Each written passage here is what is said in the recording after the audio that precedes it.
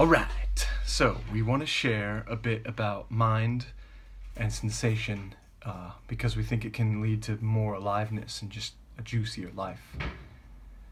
And this is part of why we circle. Where, uh, the principle staying at the level of sensation obviously points to like a way of directing or understanding our attention. And one of the reasons is because it's so easy to be in mind. And I think it's simple thing of what mind is thoughts. So what we've discovered in circling is that connection goes a lot deeper if we're at the level of sensation, if our attention's able to receive what's at the level of sensation more than being identified with thoughts. So it's important that it's not that we're excluding thoughts by any means. It's, for me, it's like, well, it's the most incredible and complex thing that we know of that the universe has created, is this capacity for reflection and thinking and imagining. And so it's in fact, it's including that. It's using our capacity to direct our awareness through our mind, but instead of doing so to avoid uncomfortable sensation habitually and often unconsciously, we're doing so to really feel fully what's here and gain the kind of intimacy with reality that comes with that. Yeah, often it's very easy to make a separation between mind and sensation, or thoughts and sensation. That's like anti, oh, that's in the head, feelings is where it's at. But it's actually, I think that's actually reducing what's happening too far, because actually what's happening is our mind or our intelligence is actually focusing on sensation. We're not actually taking it away.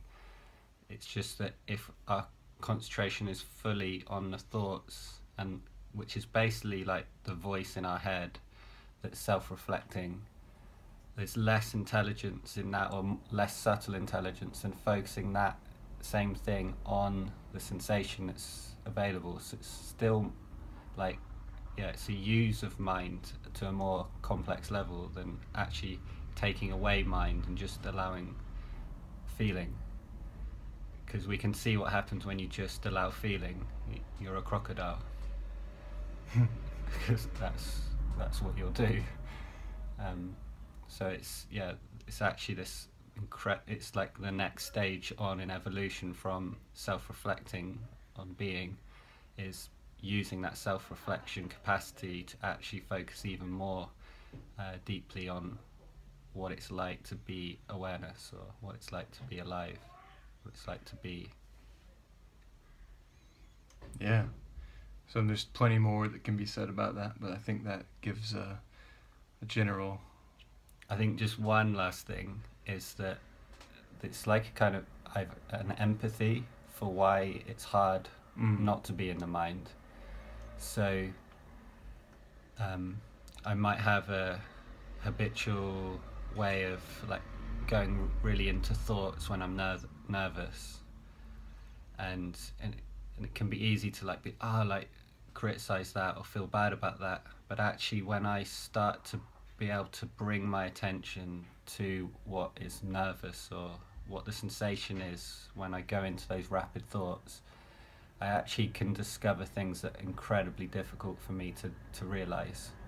So I could realize that I'm very nervous because I'm not actually very honest with the things that I say, or there's a deeper thing I want to say, but I can't say those things because I still feel like I need to practice more, or I need to change things in my life to make me be able to say the things I want to say in the way I want to say them.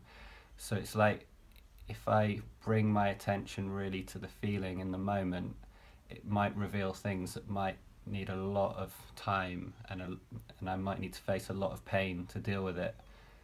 So the thoughts are actually trying to like bring more comfort, or there's an attempt to make life better, but actually it's delaying the inevitable.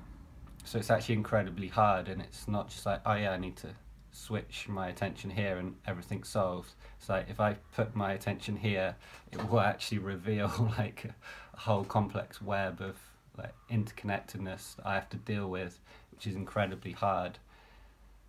And I actually might lose things that I love in that process. Right.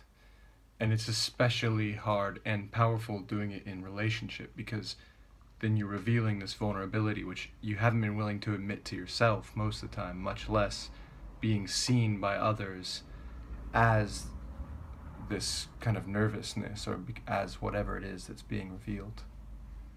It reminds me, I know I said we were going to be done like 2 minutes ago, but it reminds me a lot of this, something that's been touching me over and over again recently, that defenses do the very thing they're designed to defend against.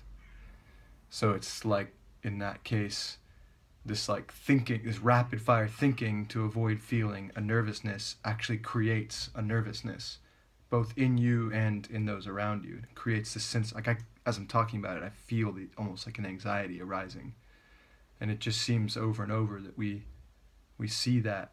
And that's also where, in a way, it's almost like there's no such thing as unconsciousness. It's that whatever is there, whatever seems to be hiding, is showing itself in the moment. And that's why we can welcome whatever is here without needing to get anywhere, and therefore more gets revealed.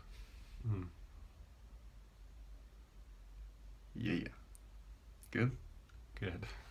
See you all online.